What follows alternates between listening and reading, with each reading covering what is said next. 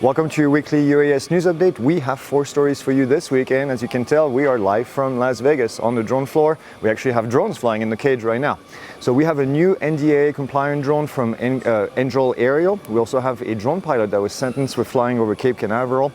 Also a drone that captured a rescue in North Carolina. And then lastly, Amazon has released a new safe system for their drone delivery. Let's get to it. And first up this week, Ohio-based Angel Aerial Systems, which actually is here on the floor, has released a new NDAA-compliant tricopter. That's right, a tricopter. It's called the Trio Scout. Now, its big claim of fame is to have a 100-minute of hover time. We actually talked to them yesterday. They showed us the drone, and it's actually quite incredible. Now, the Trio Scout weighs 5.5 pounds, including the battery, and the payload is a dual EO and thermal gimbal, and it features a 1280 by 720 electro-optical camera with a 20x optical, and then also a 2x digital zoom, and then that's a total of 40x zoom on that camera. Now the thermal camera itself is 640 by 480 sensor with a 4x digital zoom. The company claims a maximum transmission distance of 1.86 miles and then a wind tolerance of 20 miles per hour with a gust of up to 30 miles an hour. The price is listed at $34,999 with a 10-week lead time for building these drones. Now the 100-minute of flight time is from real-world testing. We did talk to them about this. This is not theoretical flight time.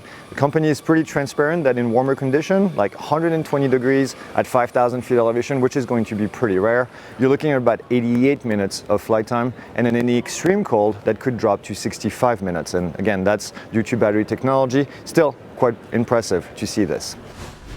Next up, a story that serves as a serious reminder for all of us about knowing where to fly. A 71-year-old Canadian drone pilot has been sentenced for illegally flying his drone over Cape Canaveral Space Force in Florida.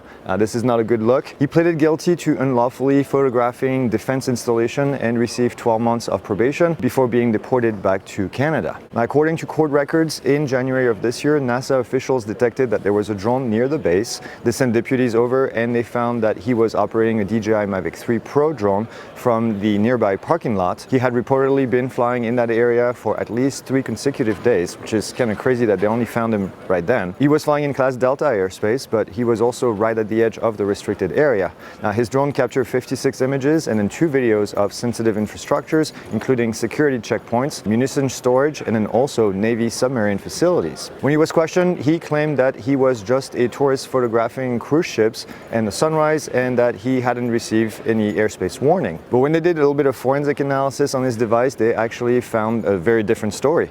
Investigators said that he had 1,900 files, including 243 images and 13 videos of the actual base. Now, more importantly, the drone's data showed that the DJI system itself had given him multiple warnings about geofencing and airspace warning that he was not really supposed to be there, despite what he had said. Now, this is the classic don't be that guy situation. It might actually even be more than that. This is really a kind of a fishy story, if I may say. Just keep in mind, your drone is going to record pretty much everything you do, and then when they start to investigate, well, it may not look all that good for you.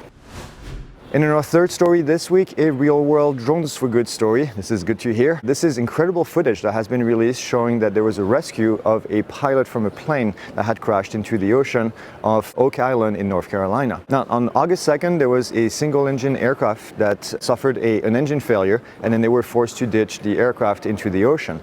Now, the plane flipped on impact and trapped the pilot inside of the cockpit. Luckily, the Oak Island Beach Safety Unit was nearby and responded immediately. They launched the drone and then immediately were able to get some cool footage of the entire scene. The footage is actually breathtaking. You can see the rescuers that are surrounding the cockpit and then pulling the pilot out of the aircraft through the windshield. The entire extraction took less than 30 seconds, which is really impressive once they reached the pilot. Now, he walked away with only minor cuts, which is also very impressive. So great save, good job to the entire team, and then glad to have the drone getting all that footage.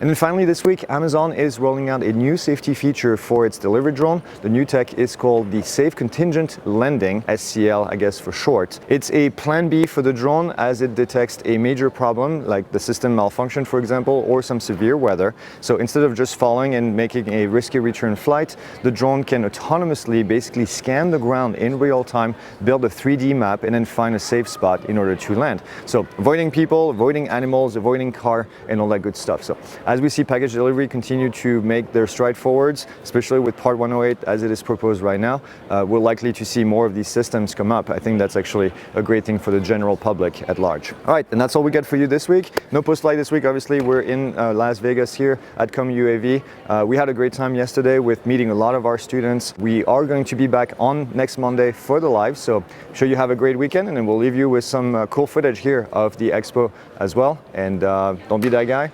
See you next week.